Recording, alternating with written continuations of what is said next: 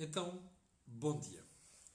Eu sei que está um tempo fantástico lá fora e, portanto, tinha mais piada fazer isto na rua, mas hoje não deu. E antes de prosseguir, eu quero perguntar a quem está a ver se o som e a imagem estão a chegar bem ou se está a chegar assim antes de podermos prosseguir o programa de hoje, que é o programa do dia 15 de maio do ano da graça de 2019. E temos aqui muita coisa. Jorge Oliveira diz que está tudo bem. Vamos lá então ao programa de hoje. Bem, primeiro ponto, período antes da ordem do dia, porque eu já era para ter falado disto há umas semanas, mas como às vezes assuntos de atualidade se vão sobrepondo, as coisas vão ficando para trás. Mas como eu sei que o assunto começa a ganhar relevância na sociedade portuguesa, e como eu sei que há políticos, alguns já mais preocupados com este assunto, vou levantar a questão hoje. Bom, como sabe, o lítio está na ordem do dia, tal como este assunto. E porquê? Porque nesta luta, nesta corrida acentuada pela eletrificação na mobilidade, estamos a falar dos automóveis, naturalmente, ganha peso as baterias. Ora bem, as baterias, tal como nós as conhecemos hoje em dia, são baterias que combinavam ácido com chumbo. E é esta interação química que produz energia. Ora, o problema é que esta técnica vem do século XIX. E o problema é que estas baterias, pelo espaço que ocupam e pela incapacidade de produzir energia aos níveis mais elevados que são requeridos por carros elétricos, não fazem sentido. E então, o que é que se inventou e tem sido norma naqueles que são os gadgets que nós usamos já há vários anos, nomeadamente os telemóveis? As baterias de lítio. Ora, o lítio prometia, e promete, ninguém sabe muito bem ainda se vai ser assim ou não, ser um novo petróleo. Ora, há muito pouco lítio distribuído pelo mundo. E com a procura que se vai verificar e que já se está a verificar por este produto, por causa da utilização em baterias, nomeadamente dos automóveis, isto está a fazer subir brutalmente os preços. Ora, parece que em Portugal há zonas onde predomina este minério.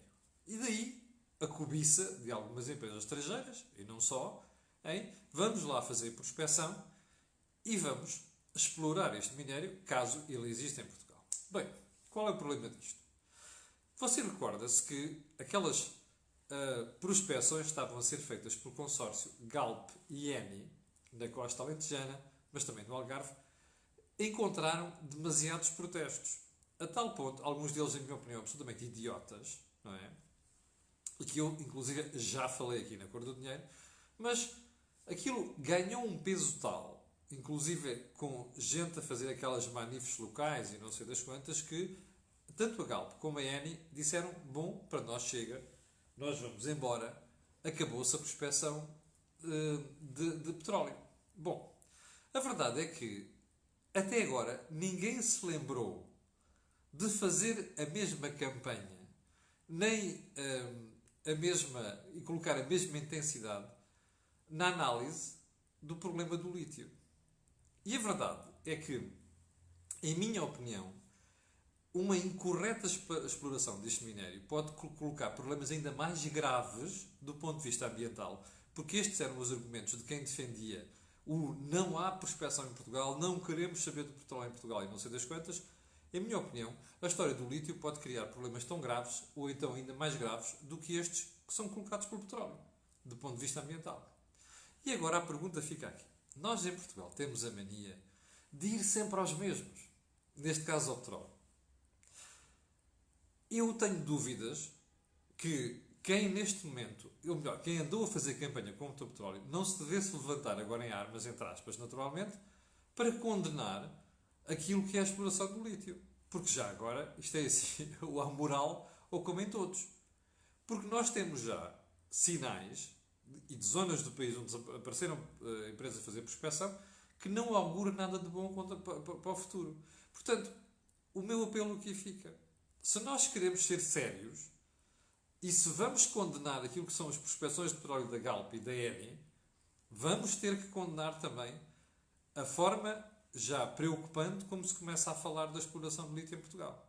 Que é para não ficarmos com a sensação de que algumas organizações ambientais têm a mania de ir sempre aos mesmos. Têm ali um complexo com os mesmos. Ok? Vamos aguardar, porque eu acho que o assunto vai fazer correr muitíssima tinta em Portugal. E não é apenas do ponto de vista ambiental, mas é sobretudo o posicionamento que a classe política, nomeadamente alguns políticos, vão ter de tomar em relação a esta matéria. Bom, segundo ponto do período de ordem do dia, estamos já com 830 pessoas em direto, obrigado pelo seu apoio. A Itália anda de novo à chapada com Bruxelas. E anda à chapada com Bruxelas porquê? Por causa do problema das contas públicas. A Itália tem um problema de déficit grave, com as políticas que está a tomar vai agravar esse déficit, e tem a segunda dívida pública mais alta da zona euro. É a Grécia, é a Itália e é Portugal. Bom, de cada vez que as coisas correm mal em Itália, do ponto de vista económico, e está a correr mal, aquela malta, em vez de fazer reformas ou então ir às razões que agravam o déficit, faz exatamente o contrário. E o problema agora é que, volta e meia, porque a Itália tem um peso muito grande do que tem Portugal e do que tem Espanha, ou seja, é mais um problema da Comissão do que é um problema de Itália. Porque se a Itália não quer fazer, o que é que a Comissão vai fazer? Não é? As penalizações e tal. Ou seja, começa a faltar outra vez algum juízo nisto. Eu não sei onde é que a coisa vai parar, mas há uma coisa que eu sei. Os principais sofredores, quem vai pagar isto na pele, vão ser os próprios italianos. Porque, felizmente, a Espanha e Portugal têm tido um bocadinho mais de cuidado, um bocado mais de juízo na parte orçamental e, portanto, já se nota que as taxas de juros portuguesas se podem começar a distanciar do ponto de vista positivo em relação à Itália. Mas o problema está lá. Até porque, se a Itália tiver um problema grave, então aí não há euro que se salve. Porque não há hipótese nenhuma, porque a economia italiana tem um peso brutal, mesmo comparando com Portugal, Espanha juntos, que é para nem sequer falar da Grécia. Bom, terceiro ponto desta conversa, muitíssimo importante, a campanha eleitoral para as europeias. Houve pessoas que já me perguntaram o que é que eu achei, o que é que... Bem, eu não tenho prestado muita atenção, mas quando presto atenção fico preocupado, porque me parece que a gente está a fazer um serviço fantástico para aumentar a abstenção em Portugal. Estas eleições europeias são das mais importantes que até hoje se fizeram. Por causa das decisões, por causa do Parlamento Europeu, mas também por causa da arquitetura que a União Europeia está a criar, está a apresentar. Para não falar das questões do Brexit. Ora, é preocupante assistir ao que nós estamos a ver neste momento, que é volta e meia, volta e meia não, sistematicamente, campanhas negativas, campanha em que não se discutem os assuntos e, sobretudo, campanha em que está a fulanizar as discussões. E já agora, campanhas em que, além de se fulanizar as questões, está-se a cair no ataque pessoal. E qual é o meu receio? É que daqui até às eleições a coisa se venha a agravar. Portanto, estamos a criar as condições para uma abstenção muitíssimo elevada. Não sei se uma abstenção recorde, mas pelo menos uma abstenção muitíssimo elevada em Portugal. Bom, vamos então à agenda, porque há aqui assuntos bem interessantes para ver. Lembra-se da história do IVA na luz e no gás. Discussão do Orçamento de Estado, que ia baixar. Bom, não era o IVA da luz e do gás que ia baixar. O que ia baixar era o IVA na potência contratada. Já explicámos isto uma série de vezes, a matéria já foi amplamente discutida e, inclusive, já chegámos a uma situação em que se descobriu que, afinal, olha, aquilo vai baixar €1. Bem, €1 por mês, a diferença não é grande.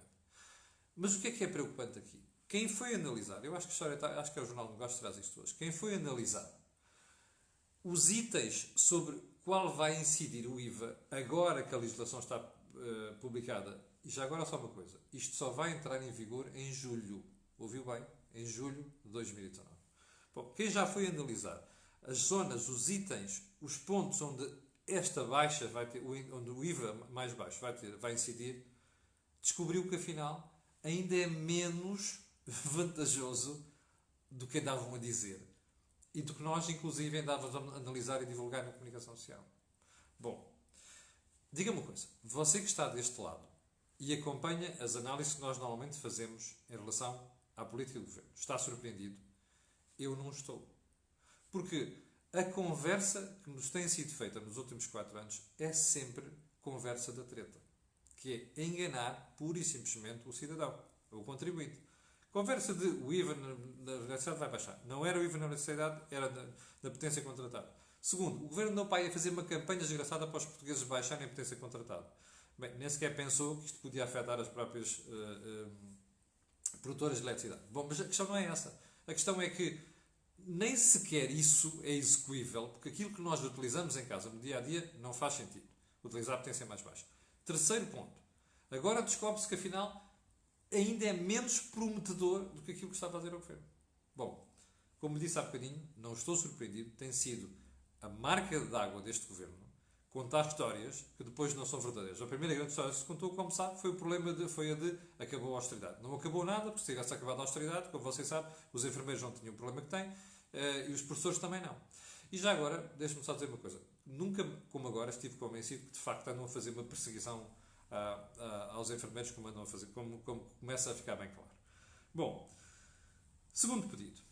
Segundo ponto da ordem da agenda. Recorda-se que eu ontem falei aqui da treta do governo em matéria de pensões. Há mais de 50 mil pedidos que continuam à espera de ser resolvidos. E em alguns casos, há pessoas há mais de 2 anos à espera de resposta por parte do Ministério da segurança Social e o governo já percebeu que isto, apesar dos disparados do CDS e PSD na semana passada, que desviaram as atenções para onde não fazia falta, bem, o governo já percebeu que isto é um problema. E tanto é um problema que pode ter implicações sérias naquilo que é a popularidade do mesmo governo. Não só agora nas europeias, mas também nas legislativas. E então agora toca de ir a correr resolver problemas. Cláudio Joaquim, como eu lhe falei ontem aqui, veio dizer que afinal vão acelerar aqueles 50 mil pedidos.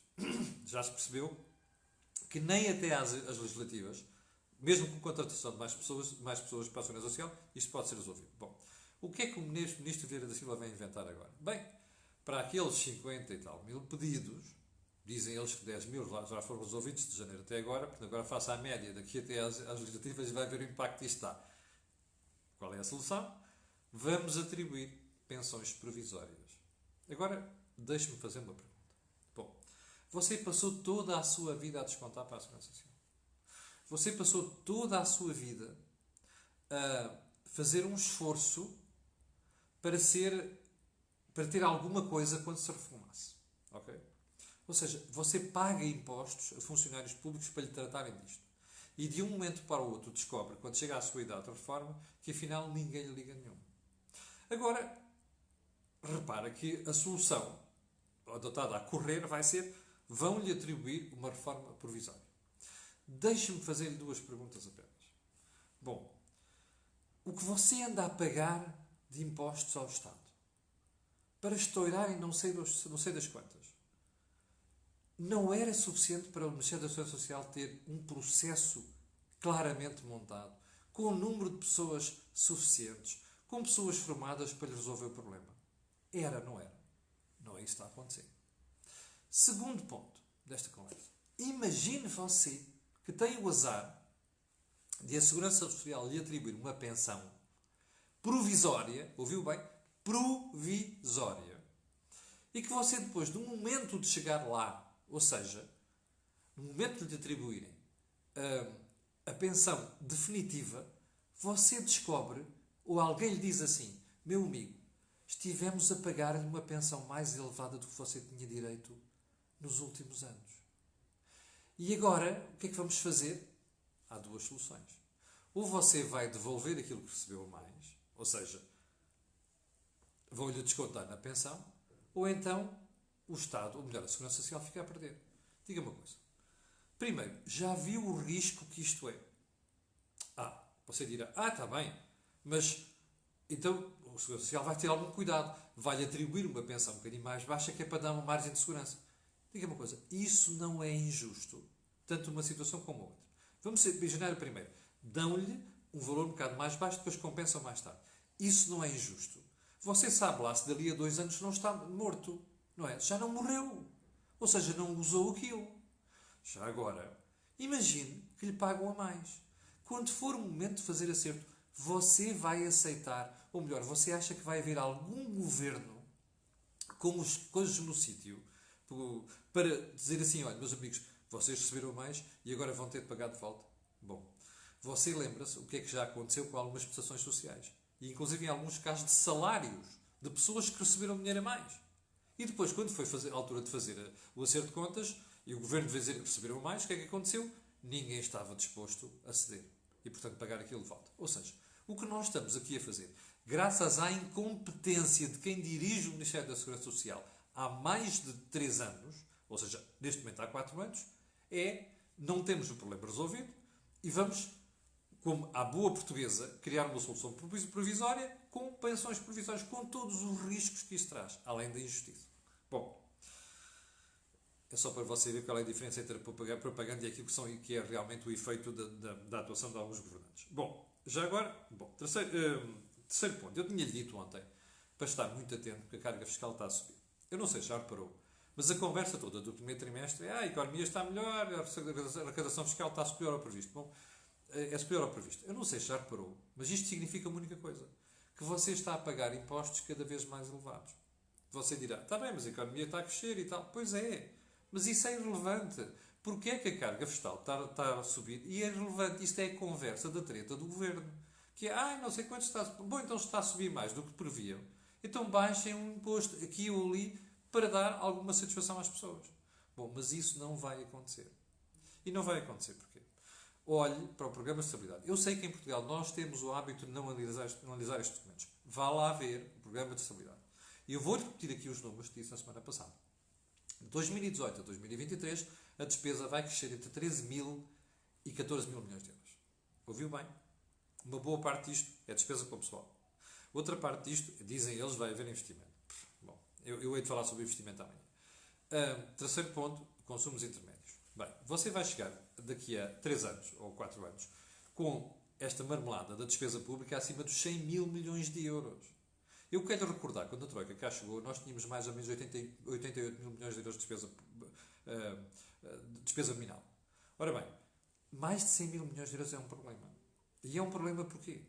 Olha, por uma razão muito simples. Porque você vai precisar de impostos para a pagar. Seja porque a economia está a crescer e depois o governo arrecada mais do que estava a pensar, ou estava a prever, seja porque, e esta é que é a minha aposta, nós vamos chegar a uma altura, provavelmente lá para o final da legislatura, ou a meio da legislatura, quando a economia não estiver a correr bem e a carburar bem, em que é preciso ir buscar receita para pagar aquilo, porque como vocês já sabem, o Tribunal Constitucional não deixa fazer cortes permanentes na despesa. Portanto, o que nós estamos aqui a fazer é plantar as sementinhas, ok? Colocar as sementinhas que vão dar um problema daqui a 3 ou 4 anos. Mas recomendo isto. Vá olhar para o Programa de Estabilidade e, sobretudo, olhe para as tabelas e para os números e veja se algumas coisas fazem sentido e, sobretudo, qual é o risco que nós estamos a correr com esta brincadeira. Bom, ponto seguinte da agenda. Já agora, então eu vou deixar o investimento para amanhã. Nós vamos chegar ao final da legislatura com o investimento mais baixo de toda, não só da legislatura, mas inclusive é mais baixo do que o do governo anterior. Mas eu devo deixar o investimento também. E porquê? Temos aqui 2 assuntos muito importantes. Primeiro, continua o baraço de ferro entre João Berardo e os bancos. O que é que aconteceu? João Berardo fez um aumento de capital, surpresa, não é? Na fundação. Passou a ficar com a maioria e passou a decidir as coisas. O que é que isto quer dizer? Os bancos podiam ir à fundação, que é para depois penhorarem aquela coleção de arte que ele tem e poderem se ressarcir daquilo que são os prejuízos causados pelo facto de João Berardo não pagar aquilo que deve. Bom, ficaram entalados. Bom, isto é chique espertice, é esperteza saloia? Não. João Berardo tem bons advogados. Qual é o problema aqui? E fez as coisas a tempo e horas. Por isso é que eu lhe digo que ele pôs os bens ao fresco a tempo e horas. Bem, qual é o problema aqui? É dos próprios bancos. Os faltosos, os relapsos aqui são os bancos. Os bancos foram demasiado ingênuos, ou então outra coisa qualquer. Ainda não percebi muito bem. Porquê? Porque deviam ter acautelado isto. Os bancos têm departamentos jurídicos? Têm. E deviam ter estado atentos àquilo que o João Berardo estava a fazer. Isto é uma jogada do Chico Esperto à portuguesa. Bom, e como se isto não bastasse, agora no Parlamento estamos a ouvir outro grande devedor.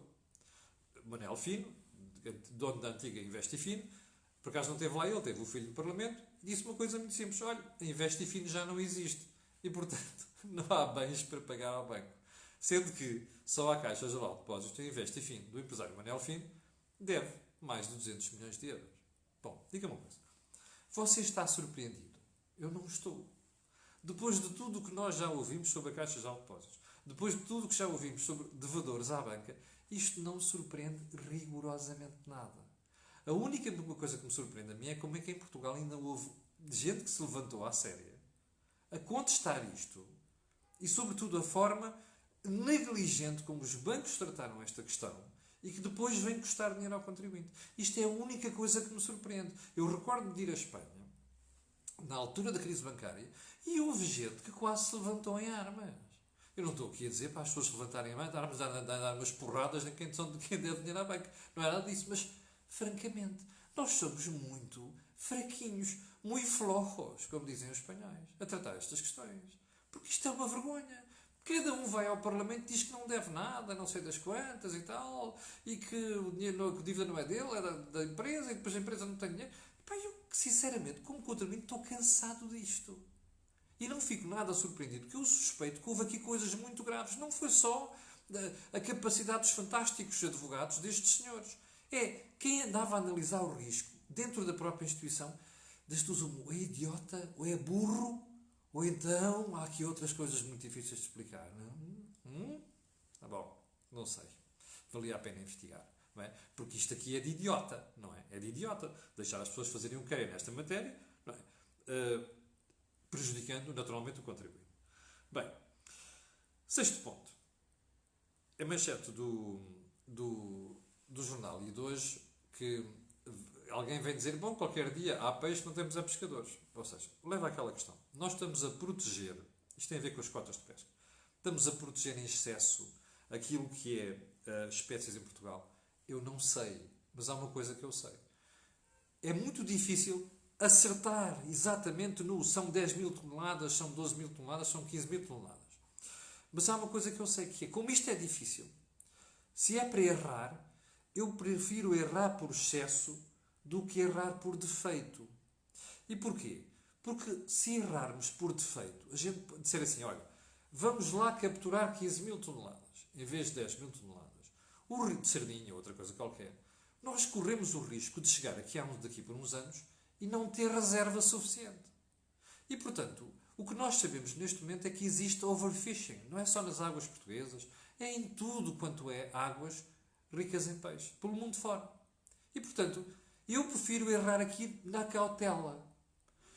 As pessoas dizem, está bem, mas isso põe em causa uma atividade. Não põe nada. E já agora uma coisa, é assim. As atividades económicas têm de evoluir, têm de se adaptar. Se calhar nós não precisamos de tantos barcos de pesca como precisávamos há 30 ou 40 anos. Não pode ser. Não é? É bom pensar em reconverter. E não apenas, vocês cedam porque eu não quero ficar sem emprego ou a minha indústria não pode ir para a falência. Não é assim que se faz o desenvolvimento sustentável. Vale a pena pensar nisso. Bom, eu cheguei ao final da conversa de hoje. Como sabe, esta semana já tivemos Think Tank. Não vai haver mais nenhum programa extraordinário. E, portanto, você terá todos os dias às 8 da manhã aqui a minha companhia, se a quiser, obviamente, para falar da atualidade económica e política em Portugal. Quanto a nós, ficamos por aqui. Amanhã às 8 da manhã eu estarei em direto de outro sítio. E, entretanto, vou-lhe pedir aquilo que peço sempre. Coloquem um gosto e faça partilha nas redes sociais, porque aquilo que você ouve aqui não vem mais sítio nenhum. Obrigado, com licença, e até amanhã às 8.